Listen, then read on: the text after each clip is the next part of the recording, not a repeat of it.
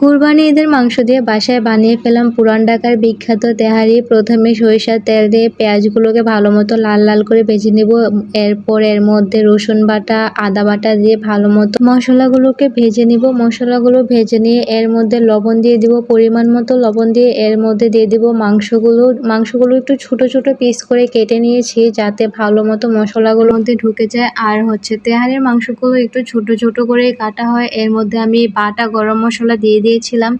তারপর এখানে দিয়ে দেব বিরিয়ানি মশলাটা দিয়ে ভালো মতো মাংসটাকে কষিয়ে নিয়ে এর মধ্যে পানি ছাড়াই মাংসটাকে আমি ফুল কুক করব। তেহারির মধ্যে মশলার ফ্লেভারটা খুবই লাইট হয়, খুব বেশি একটা ফ্লেভারফুল হয় না। তো আমি মাংসগুলো রান্না করে এখন মাংসগুলো তেল থেকে উঠিয়ে একটা বাটির মধ্যে রেখে দেব। তো সবগুলো মাংস বাটির মধ্যে উঠিয়ে এই তেল আর মশলাটার মধ্যে আমি চালগুলো ভেজে নিব ভালো মতো। এখন এই মশলাটার মধ্যে আমি চিনি গুঁড়া চালগুলো দিয়ে দেব। এই পোলার চালগুলো আমি ধুয়ে শুকিয়ে রেখে দিয়েছিলাম পানিটা ঝরঝরা করে। এর মধ্যে চাল অনুযায়ী আমি পানি মেপে দিয়ে দিচ্ছি। পানিটা ফুটে আসলে এর মধ্যে আমি বাকি বিরিয়ানির মশলাটা দিয়ে এর মধ্যে কয়েকটা কাঁচামরিচ দিয়ে দিচ্ছি আর তুলে রাখা সেই মাংসগুলো দিয়ে এখন ভালো মতো নেড়ে ছেড়ে দমে দিয়ে দিই। আমি জানি না পুরান ঢাকার বিখ্যাত তেহারি কিভাবে অথেন্টিক ভাবে রান্না করা হয়। আমি এই রেসিপিটা ইউটিউব দেখে রান্না করেছি।